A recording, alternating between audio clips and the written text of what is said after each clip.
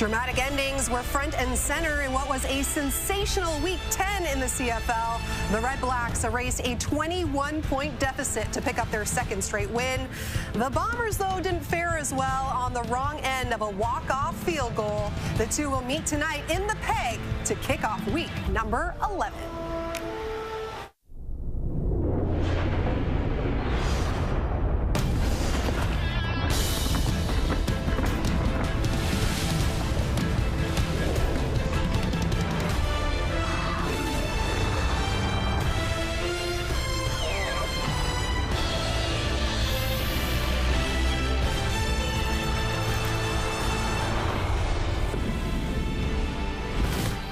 And the main guy responsible for the 21-point comeback, Drew Brown. Let's see if he's still got some ice in his veins this week, even in the summer.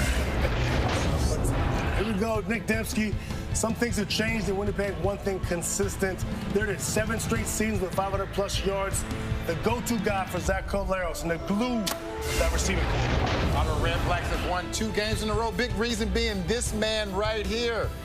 2 touchdowns in each one of those games. Maybe one of the most underrated players in the league. He continues scoring touchdowns. He won't be underrated. We're watching you, and maybe this will be the game Zach Collaros and the Bombers offense refine their footing. They've scored the second fewest points in the league this season. Looking for a breakout tonight. It is Thursday night football. Enoch is prepared and ready to go. We are still buzzing after Week 10 in the CFL. 4 games decided by 9 points total. Thanks for joining us, Laura Dyken, alongside Enoch Mwamba, Davis Sanchez, as well as Milt Stiegel. So, yes, we had 2 walk-off wins. We had 3 double-digit comebacks, but it's now focusing on Week 11. We're looking to keep things going here. This is the first time this season that Ottawa and Winnipeg will be playing each other. And to set the scene, to get you through some of the big storylines for this one, we say hello to Britt Dort in Winnipeg.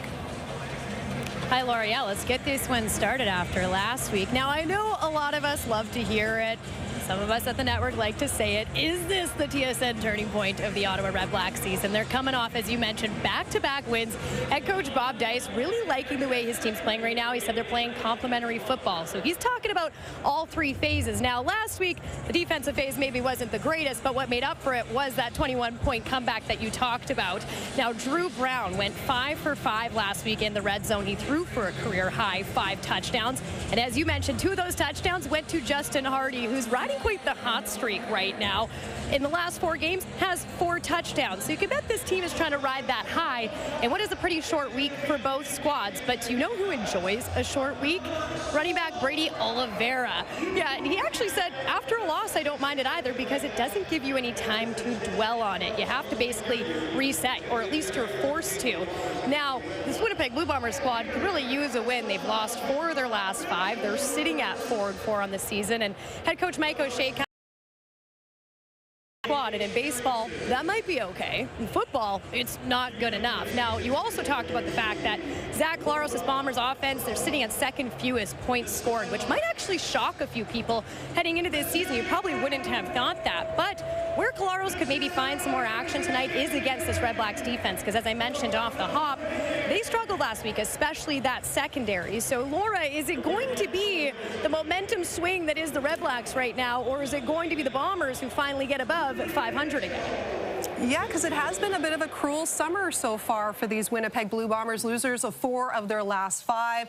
The offense struggling, as we've just been speaking about, the injuries piling up here. So now here we are at Week 11. What is your concern level when it comes to these Bombers? We're going to go 1 to 10 here. So 10 being, I'm very, very, very concerned, and 1 being like, nah, it's all good. Milt? I'm going to give it a high 6, 6.7, 6.8, somewhere around there. Not quite ready to push the panic button. They lose this one.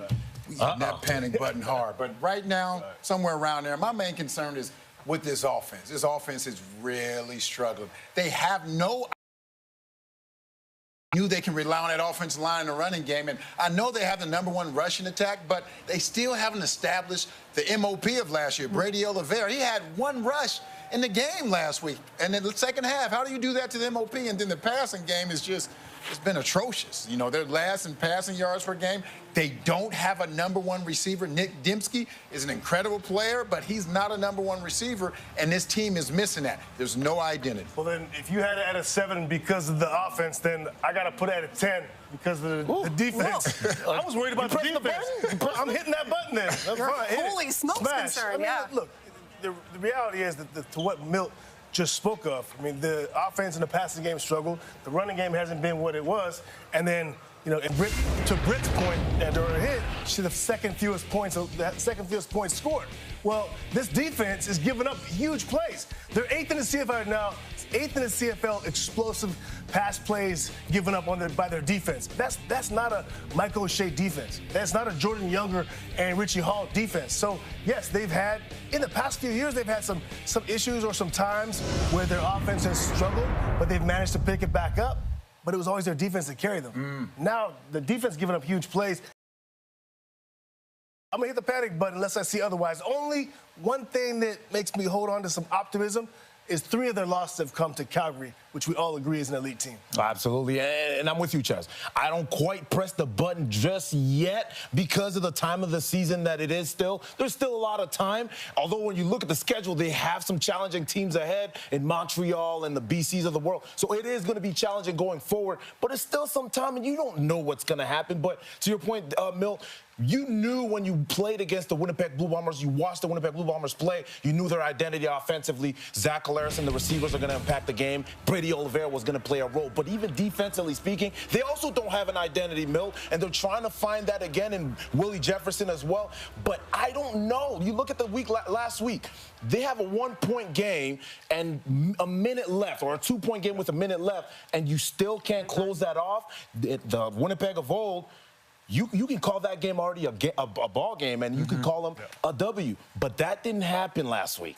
You know what feels odd?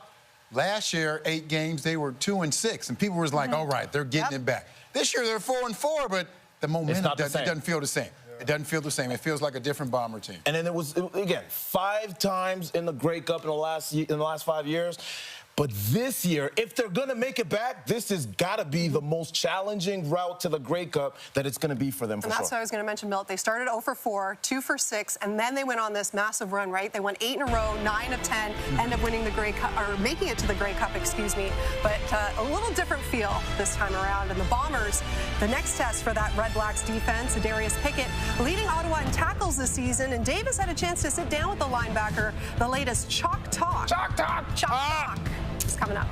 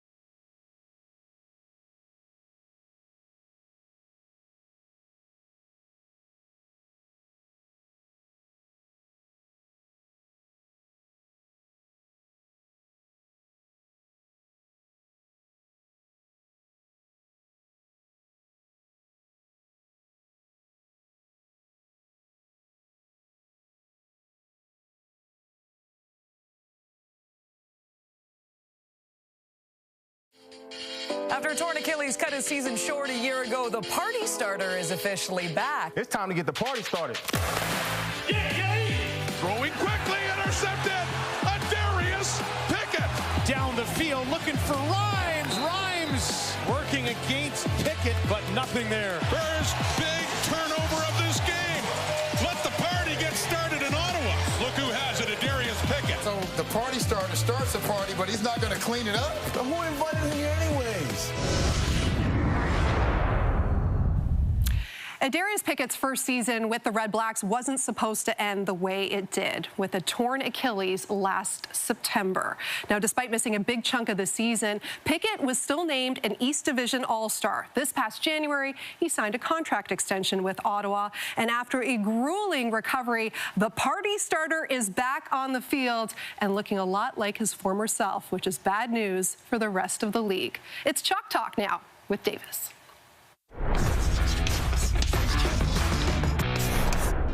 When I found out I was going to get a chance to talk to the party starter, first thing I did was call your defensive coordinator, Will Fields, and I asked him about the party starter. The first thing he said was he thinks it's funny when teams try to block him with a receiver. I do. I find it very funny. Can anybody block you, a receiver? I really don't believe so. I haven't seen it. You know, people try, and a lot of times it's holding, although it may not get called. But if it's a fair one-on-one, I don't see it happening.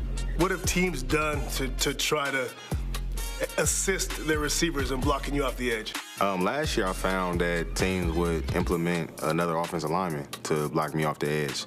They would literally bring in a whole different personnel package and take off a receiver off the field and bring in an offensive lineman. Six offensive linemen? Yes, sir. Give me your thought process as the motions come. Regular. And you realize that you're coming off the edge and you see that it's likely going to be a wide receiver blocking you. I get excited because I know I'm going to get to the quarterback.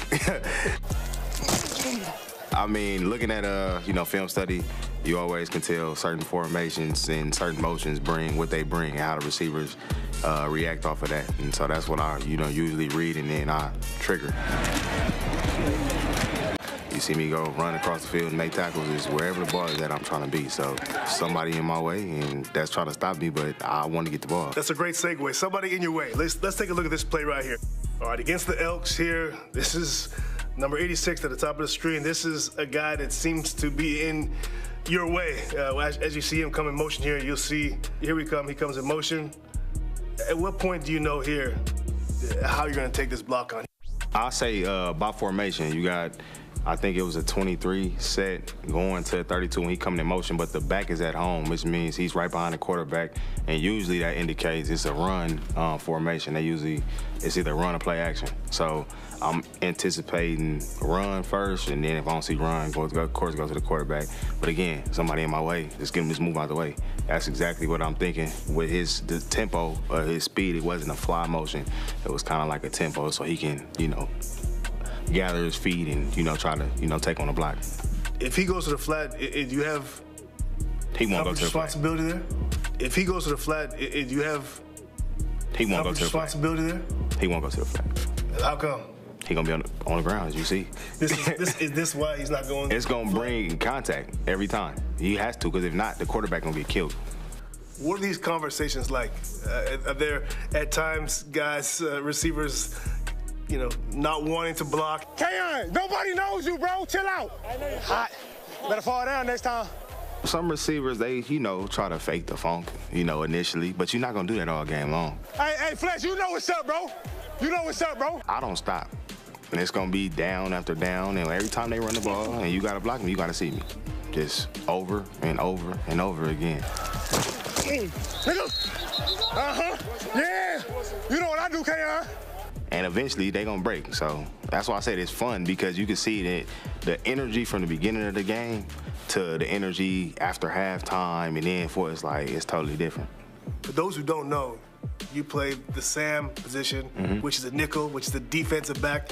You're a cover guy. 100%. Like, is there a switch you flip when you go into coverage mode? Because, you think technique, you think flip hips, you think quick feet. And now all of a sudden, it's running your helmet through faces. It's football, you gotta be an all-around player. So when it's time for that, then it is. If I'm guarding somebody, I can't be holding or can't, you know, you got to tone down the physicalness. It's finesse, right? But then at the same time, understanding the situation, where you at, I'm in a box. The nickname Party Starter, is that part of it?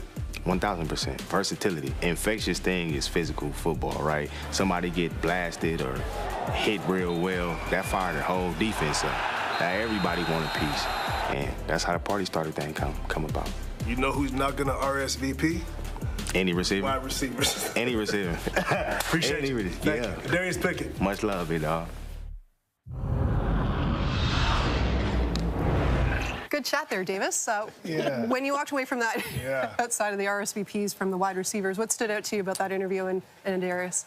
He meant it. I mean, he sure did. I thought one of the things that rang true to me is that he said he's going to come all game long. And I know as skill position guys like us, Milt was joking while it was playing that he could block him. I mean, you know, but point being is that, you know, you do have to deal with we want to run, we want to be smooth, we want to be quick, and he's a physical guy. Yep. And if you have to deal with him every snap, you know, play after play, that's a lot to deal with. That's one of the things that stood out to me is, you know, all game long, he's going to bring it. If you watch him play, he's doing the same thing on special teams, defense. He's bringing that physical mentality, and I think it comes to his teammates as well. Not only does he do it, he wants to do it. Special teams, I've seen a lot of coordinators that say, hey, look, you need to preserve your energy. He says, no, coach, I got to be in there. I got to be in there. So you got to respect that about the Party Starter every time he touches the field, for sure. What's truly amazing is he's got to go after an offensive lineman and cover a receiver. It's a special position, special. Yep. And for him, I wouldn't want to go up against that. No, thank you. And testing your stamina. And to think, you know, just last September, he tore his Achilles, and now here he is just making his mark all over the place. Speaking of starting the party, it is time for our Anytime Touch. How's this been going so far? Who needs a win? We got everybody needs a win. I'm going to go with Nick Dembski for the Winnipeg Blue Bombers. I'm predicting a lot of handoffs to Brady Oliveira tonight. So if that happens, Nick Dembski is going to be open tonight. So let's see who you got. I got Justin Hardy. Yeah. You got Justin Hardy? Yep. Yeah, I'm going with Eugene Lewis. Winnipeg Blue Bomber, that defensive backfield is struggling. They're missing their two starting cornerbacks, Eugene Lewis, one of the best route runners, 50-50 ball, so I'm going with Eugene. Enoch, I like what you said about him handing the ball off to Brady Oliveira, because that's who I'm going with. Brady Oliveira still hasn't scored a touchdown this season, but 168 scrimmage yards last week. He is due. Yeah. Hopefully he gets more than one more carry. Lots of changes in this secondary, so I agree. Same reason that I'm taking Justin. Well, let's go back to the defense quickly now. And boy, has Willie Jefferson been making his presence felt the last few weeks, disrupting that line of scrimmage, putting all kinds of pressure on opposing quarterbacks. Those long arms doing work, and with more on him, it's up to the booth and Glenn Sooner. Yeah, you know, Willie Jefferson, he's been called a freak. He's been called a unicorn. He does what his superpower is, to knock the ball down. We've seen that so many times, and he does it better than anyone in the league's history. And it's easy to say with Willie Jefferson that it's because he is so tall. He's 6'7". He's got that reach. It's like for opposing quarterbacks trying to throw it around an oak tree. However, there's a lot of work that goes into it, and the coaches are part of this too. First of all, the coaches can put him in positions to get in the throwing lane. But most importantly, Willie Jefferson works at it. He studies every single quarterback and their throwing motion, their arm angles, when they like to throw from the pocket, where they're going to throw from, and how they're going to release that football. He is a student of the game that spends hours in the film room looking at Nick Arbuckle. Where is he going to release the ball? Is it going to be over his shoulder, above his head, or is it going to be sidearm? He looks at every single quarterback and has a book on him. Now, this is what happens when the coaches get involved. He's usually an edge rusher, but Willie Jefferson can go down that B gap between guard and tackle. When he's in that B gap, he's in the throwing lane, and that gets him some of those opportunities. And of course, we know his athleticism. He can redirect if you try to escape, and still know that if a quarterback rolls out, his arm angle will change because he's done the homework and he knows where to put his hands to get those blocks. So yes, he is tall. Yes, it is like throwing around an oak tree, but he puts a lot of work into it, guys. Spree Willie is who Willie Jefferson has been as of late. Leads the CFL 9 total pass knockdowns. He's recorded multiple knockdowns in back-to-back games, 7 total in the past 3 contests. He's just 1 away from tying his season total of 10 from last year. I say he gets there. Again, it's just week 11. Let's go to Britt now, who is with Willie Jefferson. Well, Willie, tell me what preparation looks like in a shortened week. Everything's crammed into a couple of days. You know, you got to get your rehab in. You still have to get your lifts in, but you still have to get your film study in, right? This group of coaches, these group of players that we have, you know, we are real students of the game. So as soon as we were able to get the film and stuff like that from Ottawa, we was all locked in, ready to watch some film, ready to break it down together as a team, offense, defense, special teams, and I feel like we came out here ready to play. Well, you're currently leading the league in knockdowns. What's been the key to success? Key to success for the defense is get to the quarterback early, win on first down, get off the field on second down, offense, finish the drives, get in the end zone as much as possible. And for the special team, just to keep the momentum up, try to flip the field and just keep the momentum. Thanks so much, Willie. Thank you, guys. Love you, mama. Jefferson is hoping to make things very difficult for that man tonight. Drew Brown coming off a career game last week after throwing 5 touchdowns against the Argos. We'll hear from the Redblacks quarterback when our pregame show continues.